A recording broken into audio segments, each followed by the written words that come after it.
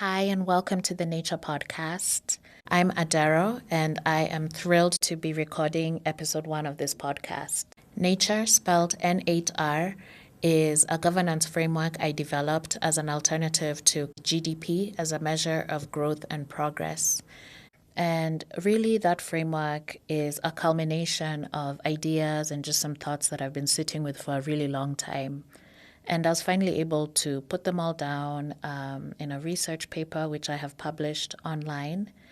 And if you're connected with me on social media, then the link to that framework is either in my bio or in the bio for the podcast page. So feel free to check it out.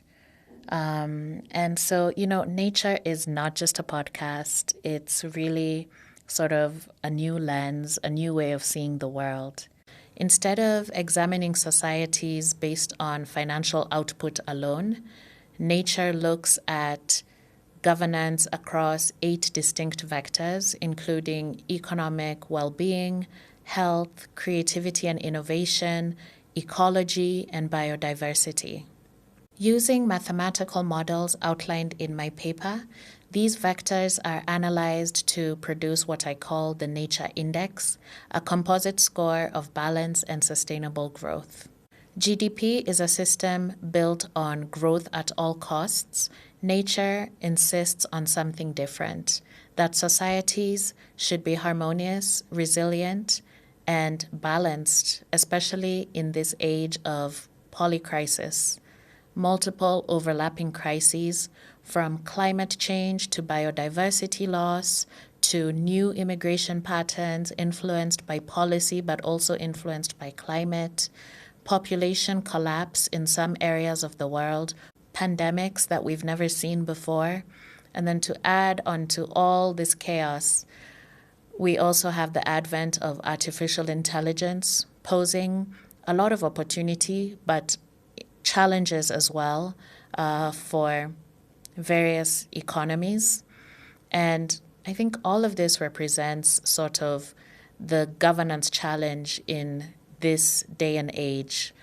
And we all feel the shifts that are happening. I think for many of us, we are uncomfortable. There's just so much uncertainty at the moment. And what I'm realizing is that part of the anxiety stems from the fact that governments, our leaders, haven't addressed these shifts from a governance perspective. So we're still governing our societies and our corporations and our communities using the old models. And those models, I would say, are not necessarily working for this time that we're in now. And I just feel like, at the moment, the world kind of feels off. We hear that, yes, the economy is growing, but, on the ground, the people that I'm speaking with express the fact that things just feel more uncertain, and this contrast persists, I think, across different areas of life. We hear that technology is advancing.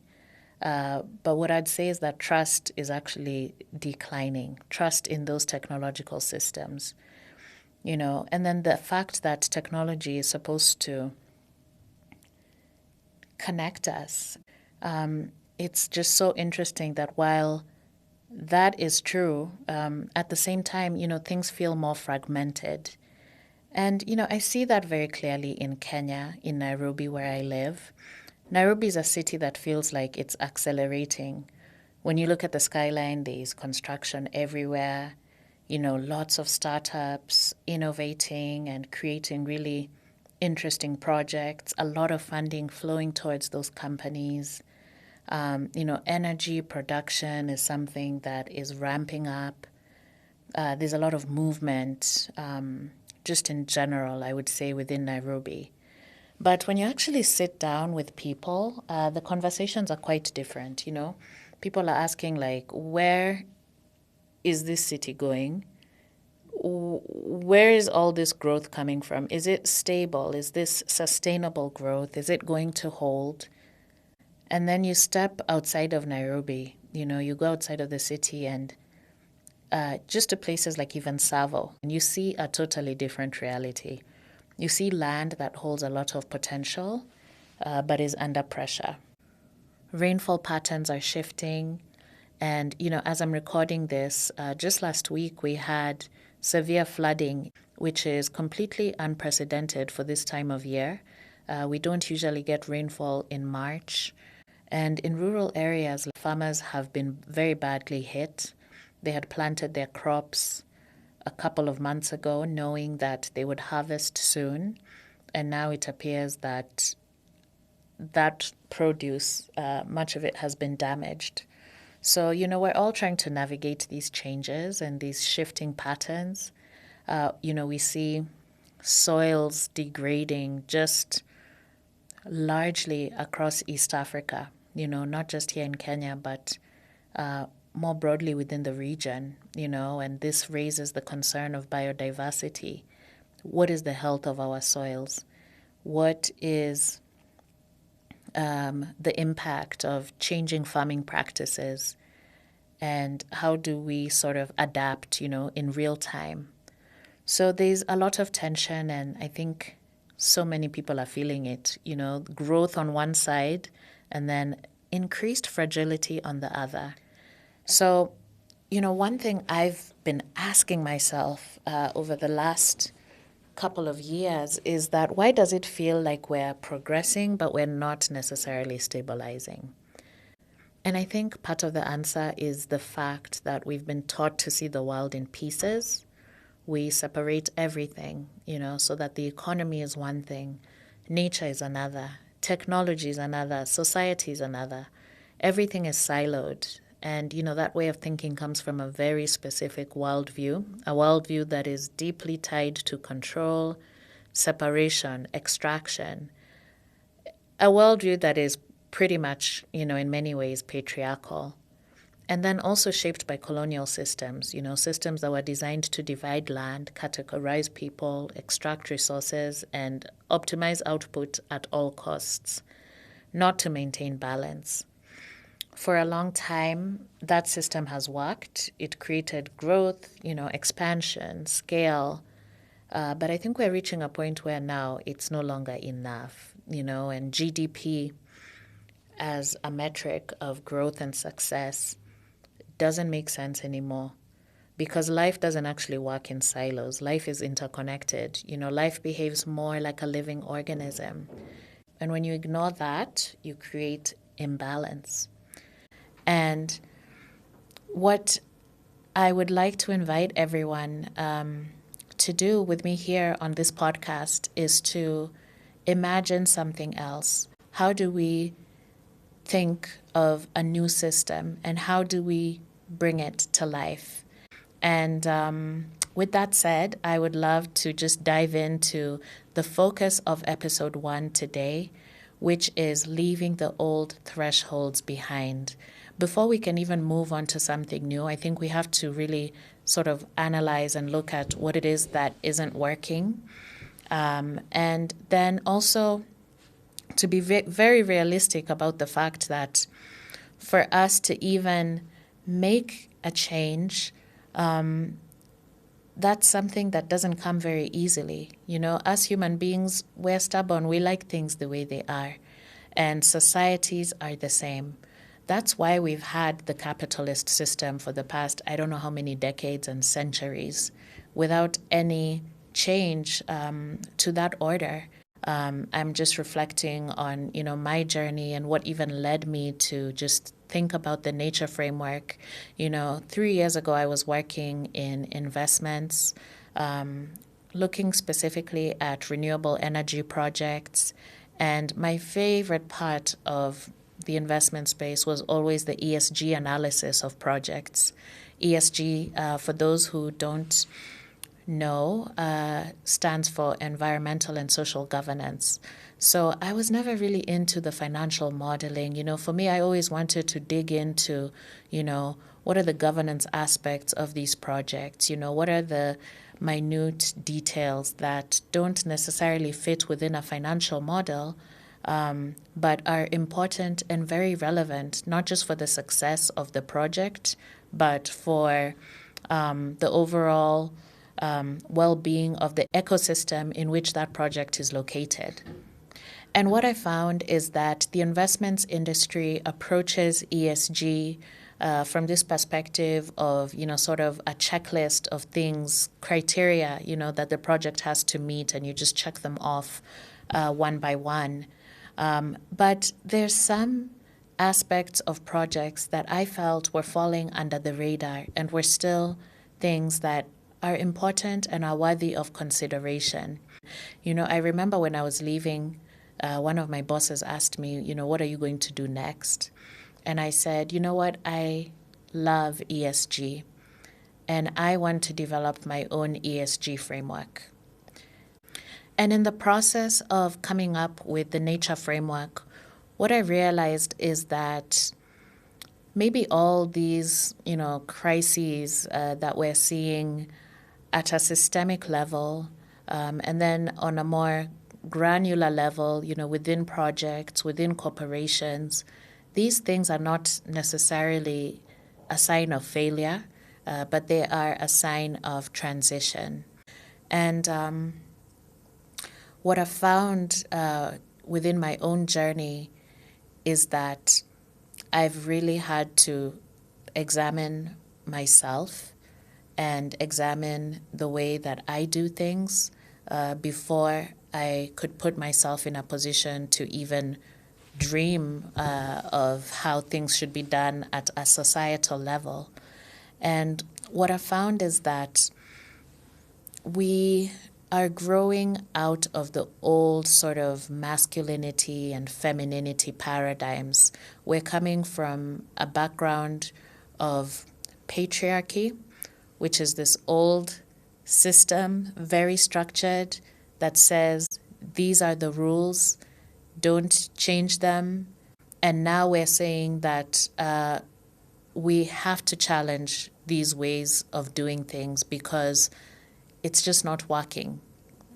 And so we are in between worlds, and it's a challenging sort of period to be in. And what I've sort of come to understand is that capitalism is based on very linear thinking, linear growth, metrics, financial output, competition. And these are all ways of governance that are not really working, anymore.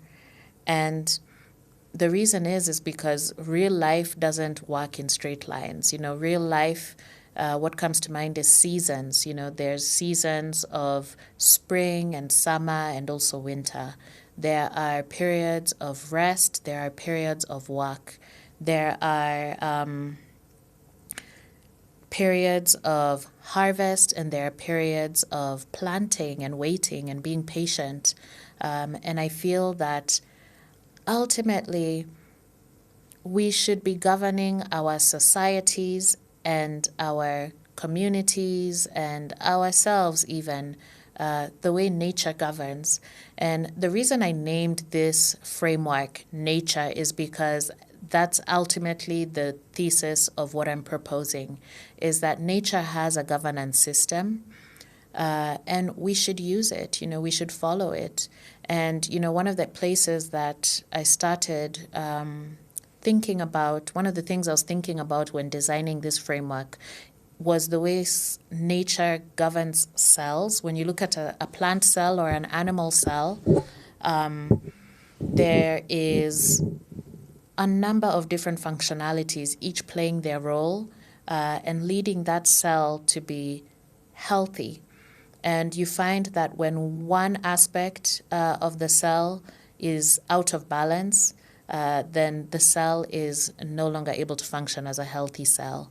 And when you look at a detailed level of how that cell is functioning, you find that there are protective mechanisms within the cell, there are metabolism properties within the cell, and we can make parallels with these functionalities to how societies are governed today. Metabolism, for example, represents energy, which is one of those vectors in my framework. And just sort of zooming out a little bit, just broadly and in general, nature has the answers. That is what my journey has taught me. And the answers are right in front of our faces. But we, for some reason, aren't borrowing from that inspiration. And I think part of the issue is because I think we see nature as something that is outside of ourselves. You know, we tell ourselves, okay, let me go to Karura Forest for our walk. Let me go and spend time in nature. But it's like nature is not outside of you. We're nature as well because we're part of this natural world. And we need to include ourselves as part of the definition of nature. And I think this will shift the relationship that we have with nature. This will shift the relationship that we have with ourselves and that we have with each other. Because at the moment, the way we treat nature is a reflection of that inner disconnect, and that disconnect between us and nature, you know, us seeing nature as something that is outside of ourselves. So, you know, how do we then leave the old system behind? How do we embrace love and care for each other, for our environment?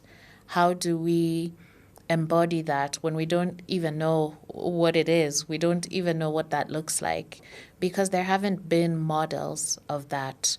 You know, we don't have models of mature masculinity and mature femininity. This is something that we're just starting to see. We're just starting to leave those old thresholds behind. And we have no idea what's waiting for us if we can cross over to the other side. And really, on this podcast, this is an excavation of how things are and how things could be. You know, I was talking to a friend the other day who works in academia, and she was telling me that one of the main challenges they're having in the education sector right now is the fact that for you to secure tenure, for you to keep your job, you need to write, you need to produce research. And so it's this idea of write, research. And there's not a lot of time to pause and think.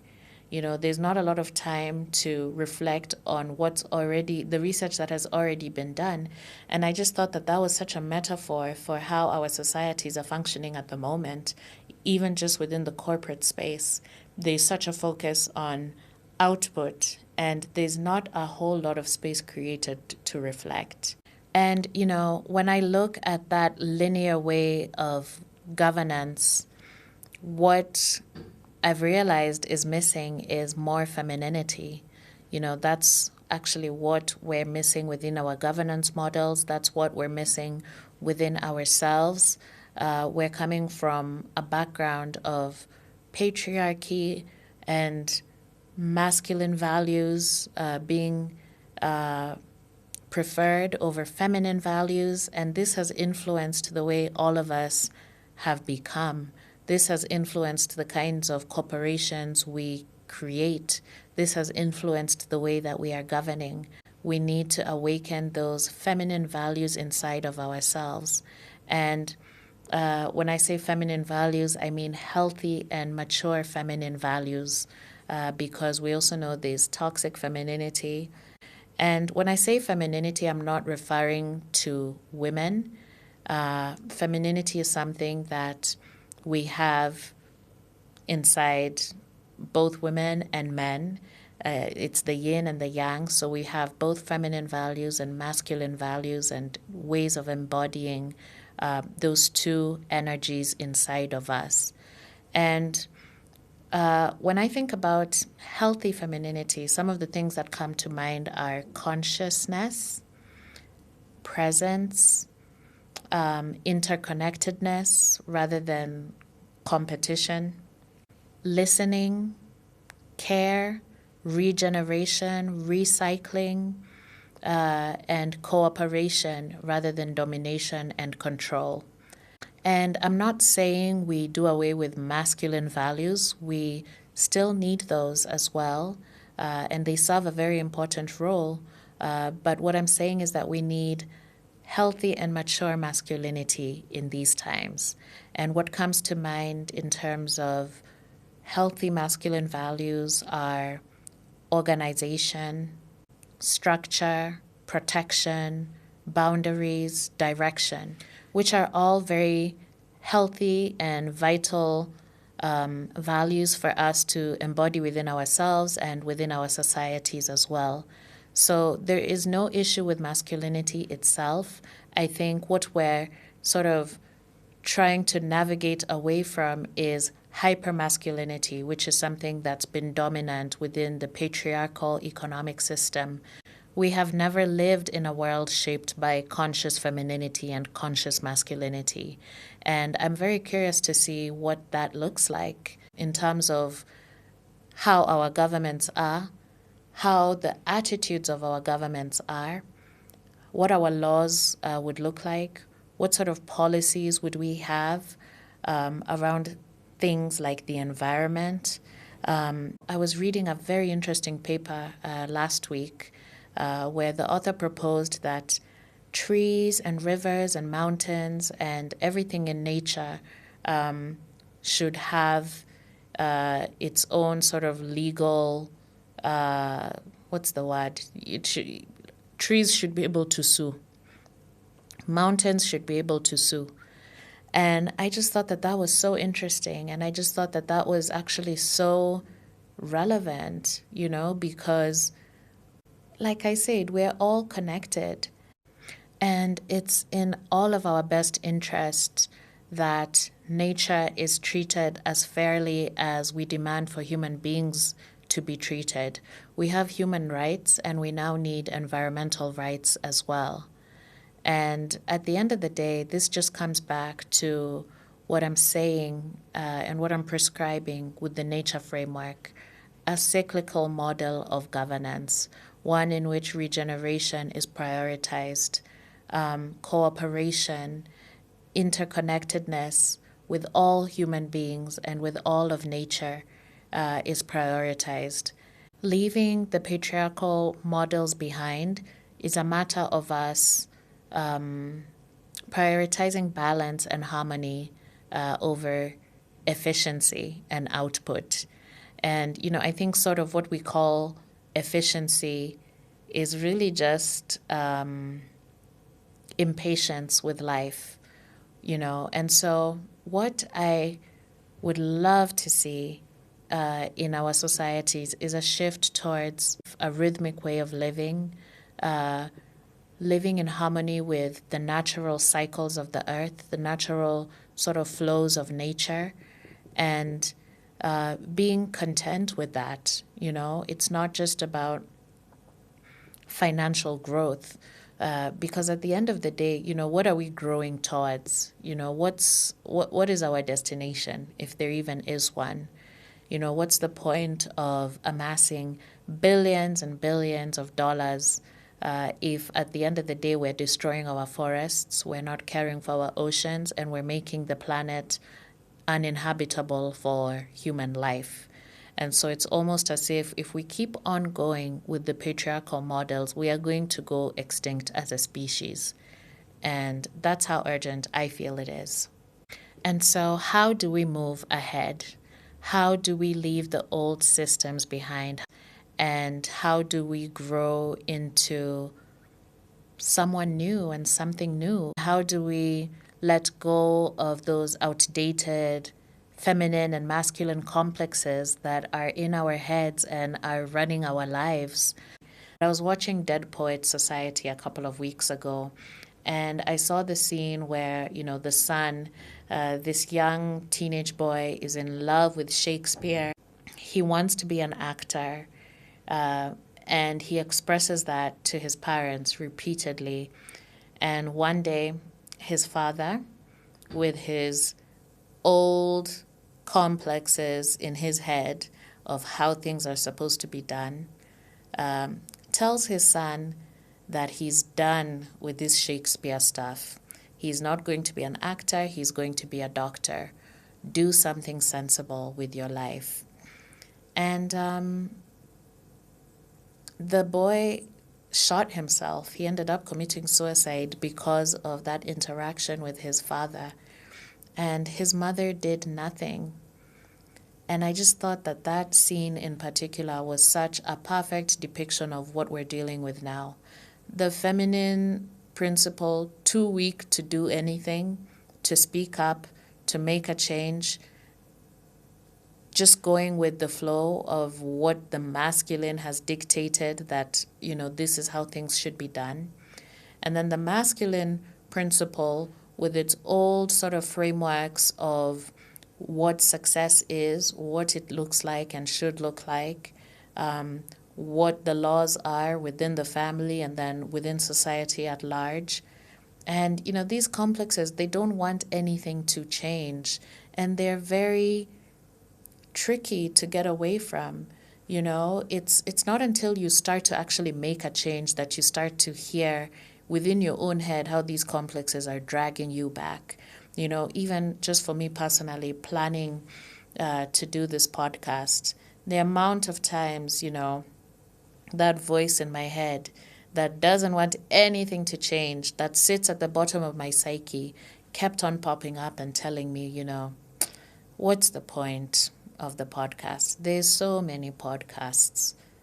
In fact, there's too many podcasts. We need less of them. What's the use? Who do you think you are? Take a look in the mirror. You're a slob. Just get back in bed, cover yourself with the duvet and forget it. Those are the voices that we're dealing with in our personal lives and in our societies at large. It's like a dragon that sits at the bottom of your consciousness and does not want anything to change. And when you do commit to the changes that you want to make, what you realize is that it's lonely. It's very lonely because not everyone is aspiring towards that level of growth. And you increasingly experience yourself as an orphan, actually, because you're no longer a child of the patriarchy. You're no longer a child of what it is that your parents taught you. Instead, you are opening and expanding your mind to something new, and you don't even know what that new thing is, because you're in a transition. And you're not going back, but you also don't know what lies ahead. You also find that you are not interested in hanging out with the people who are still in those old complexes. You realize that they're cramped, they're boring, they're trapped in these boxes of how society prescribes that they should behave and they should feel and think. And that's no longer interesting to you. And you just find yourself having to navigate life on your own. And what I've learned is that doesn't mean you should isolate yourself. This is not an invitation to isolate. Instead, it's an invitation to go even deeper within yourself and share what it is that you're finding, share what it is that you're learning. And soon along the journey, you'll find people who are also learning these same things and learning their own lessons. And it's very enriching to interact with those people. And I think that the world is now at a point where there's increasingly critical mass of independent thinkers. And it's going to tilt the balance of what we can imagine in our futures. And I am so excited to contribute to that through sharing my framework. And I'm really just excited to connect with other independent thinkers through this platform. And, let's engage, let's really share how we can make the world a better place, what that looks like, and how we can actually govern our societies towards increased health, sustainability, and longevity, and away from, these multiple crises that we are facing at the moment. So with that said, I'm going to wrap up episode 1 of the Nature Podcast. I feel like my ideas were sort of all over the place. I hope the point of the initial episode has landed. And by the way, get used to that. I don't talk in straight lines. I talk in circles. We're moving away from that very linear thinking. So thank you so much, and I will see you on episode 2.